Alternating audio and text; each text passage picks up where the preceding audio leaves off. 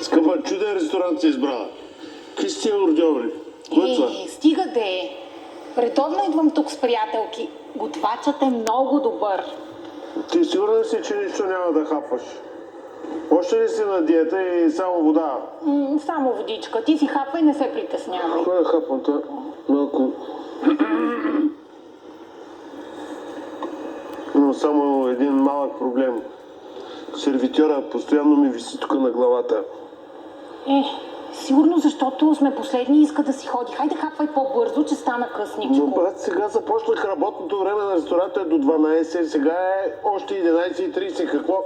Виж, какво е? Гледай сега какво отношение има това. Ох, моля те, поне този път Какво? вдига и скандал.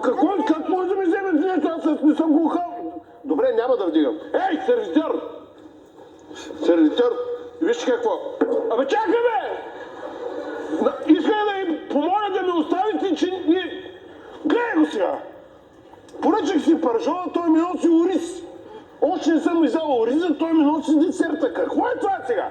Не, бе, аз мога да го разбера това. Ама той без това ти винаги ядеш толкова бавно. Моля ти се, стига, само не вдигай скандали. Аз само вода пия, нищо не съм отхапал. Как ще ям бавно? Сега ще вижте какъв гълъб. Ей! Сега пък ми донесе сметката. Абе, сметката ми донесе, бе! Ма как ще ми носи той сметка на мене? Аз нищо не съм хапал, той ще ми носи сметка. Какво е това сега?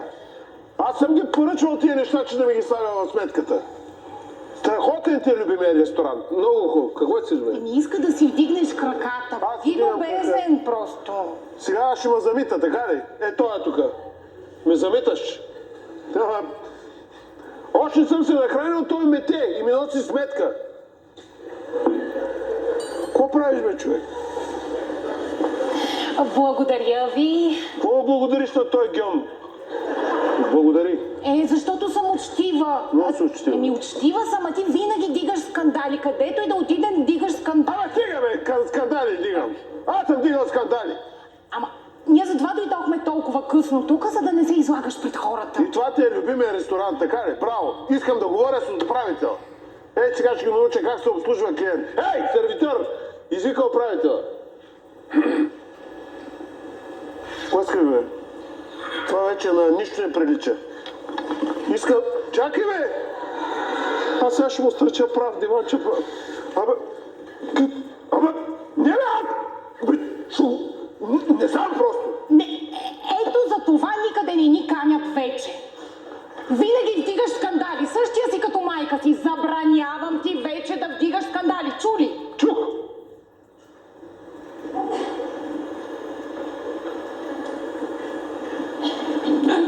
Ама, какво е това безобразие? Скъпи, кажи му нещо!